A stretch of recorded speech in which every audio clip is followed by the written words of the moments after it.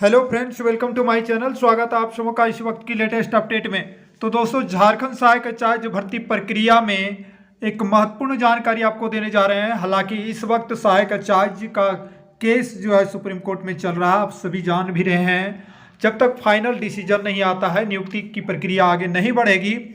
लेकिन फिर भी आपके कमेंट और कई तरह के जो है चर्चाएं को देखते हुए मैं डिसीजन पर पहुंचा हूं, नियमावली को अध्ययन किया पुनः, और ये डिसीजन पर एकदम कंफर्म जानकारी के बाद आपको बताने जा रहे हैं। जेटेट में 60% से कम अंक है, क्या जनरल कोटी में सिलेक्शन होगा? यही सबसे बड़ा प्रश्न है।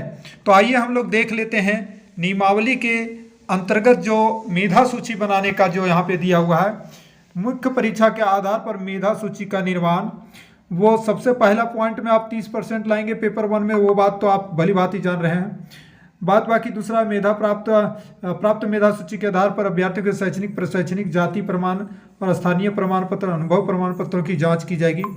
इसके बाद में यहाँ पर देखेंगे दोस्तों, इस पॉइंट को आप गौर से देखेंगे, ये चौथा और ये 5 होना चाहिए। हालांकि यहाँ पे देखिए लिखा हुआ है, मेधा सूची में एक से अधिक उम्मीदवारों के प्राप्तांक समान यानी इक्वल मार्क रहने पर मेधा सूची का निर्माण उम्मीदवारों की जन्मतिथि के आधार पर किया जाएगा तथा अभ्यर्थी जिनकी उम्र ज़्यादा होगी उन्हें अपेक्षाकृत ऊपर स्थान मिलेगा। और यदि एक से अधिक उम्मीदवारों के प्राप्तांक और जन्मतिथि समान पाई जाती है तो वरीयता का निर्धारण कार्मिक प्रशासनिक सुधार राजभाषा विभाग करेगी। और उसमें कैसे? झारखंड सरकार द्वारा एक तय मापदंडों के अनुरूप। अब झारखंड सरकार के पास कौन सा मापदंड है वो तो सरकार ही समय पर वो ओपन करेगी। देखिए ये 5वां नंबर, इसको समझें। यहाँ पे स्पष्ट लिखा हुआ है, मेधा के आधार पर अनारक्षित पद के लिए तैयार मेधा सूची में, देख सकते हैं अनारक्षित मीन्स जनरल कोटी के लिए तैयार मेधा सूची में समान मापदंड पर आरक्षित वर्ग के अभ्यर्थी के आने की स्थिति में उक्त अभ्यर्थी की गणना अनारक्षित वर्ग यानी जनरल में अनुमान्य पदों के विरुद्ध की जाएगी। ठीक है, यानी अगर आप समान मापदंड, देखिएगा समान मापदंड पर आरक्षित वर्ग के अभ्यर्थी यदि आते हैं तो उनका जनरल में सिलेक्शन होगा। उनके नाम के सामने उनका आरक्षण वर्ग भी वही होगा। जैसे आरक्षण वर्ग आपका लिखा रहेगा, हालांकि जनरल में आपका जो है ये होगा, लेकिन वहाँ मान लीजिए BC1 है तो BC1 लिखा रहेगा, BC2 है तो BC2 लिखा रहेगा, BC2 लिखा रहेगा। ठीक है, तो ये बात क्लियर है। जाहिर सी बात है कि आपका सिलेक्शन हो सकता है सामान्य कोटि में, ठीक है ना। लेकिन समान मापदंड पर दोस्तों, यही सबसे मेन पॉइंट है। और इस संबंध में राज्य सरकार से प्राप्त अद्यतन निर्देशों का पालन किया जाएगा। मीन्स अद्यतन निर्देशन मतलब क्या बोला जाता है उसको, न्यू।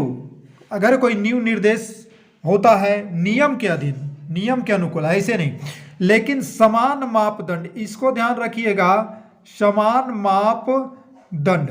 ठीक है, यही तो मुख्य पॉइंट है। अब सामान्य कोटि में जाने के लिए सामान्य यानी अनारक्षित पद जो जनरल कोटि हैं तो उनका जो मापदंड तय किया जाएगा उस मापदंड में आपको आना होगा।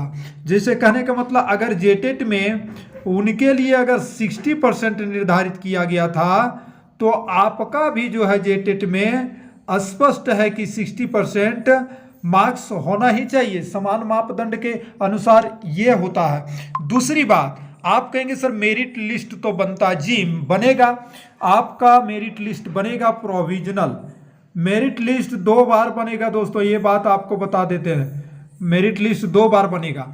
एक प्रोविजनल लिस्ट बनेगा जो अस्थायी होगा, उसके बाद DV में जगह आप जाएंगे डॉक्यूमेंट वेरिफिकेशन के समय, तो डॉक्यूमेंट जब वेरिफिकेशन होगा तो समान मापदंड वहां पर देखा जाएगा। जो जनरल कोटि के अभ्यर्थियों के लिए मापदंड तय किया रहेगा, यानी जेटेट में 60% उनका रहना जरूरी है। उसी तरह से आपका भी उसमें वहां पे आपको क्लियर क्या होगा, उसमें आपको वहां पे काट दिया जाएगा, कैंसिल कर दिया जाएगा। और जब पुनः जो है फाइनल मेरिट लिस्ट निकाला जाएगा, ठीक है ना, वहां से आपका नाम हट जाएगा और आप जो है अपने कोटि में ही लड़ सकते हैं। तो इससे क्लियर है समान मापदंड। अब आप समान मापदंड का गलत तरीका गलत अर्थ निकालेंगे तो आप अपने तरीके से जो अर्थ निकालना चाहते हैं वो निकाल सकते हैं, लेकिन मैंने आपको नियमावली में वर्णित जो पॉइंट है वो मैंने आपको दिखा दिया। बाद बाकी अपनी अपनी सोच है, समय आएगा तो आपको प्रूफ मिल जाएगा जब मेरिट बनाया जाएगा। ठीक है दोस्तों, तो फिलहाल जो है सुप्रीम कोर्ट की सुनवाई पर सभी का ध्यान है। ठीक है, सुप्रीम कोर्ट में जब तक सुनवाई नहीं हो जाती है तब तक ये कहना मुश्किल है कि कब तक रिजल्ट आएगा। तो ये सुप्रीम कोर्ट भी जो है इस पर जो है सभी कोई जो है परेशान है दोस्तों कि सुप्रीम कोर्ट कब डिसीजन आएगा। हालांकि आप जान रहे हैं कि 10 सितंबर का जो है क्या कह सकते हैं टेंटेटिव डेट दिया गया है, फाइनल नहीं, लेकिन उम्मीद है कि 10 सितंबर को सुनवाई हो जाएगी। फिलहाल इस वीडियो में मैं आपको इतना ही जानकारी देना चाहता था दोस्तों। वीडियो को लाइक शेयर कीजिएगा और चैनल पर नए हैं तो सब्सक्राइब कीजिएगा। जय हिंद, वंदे मातरम।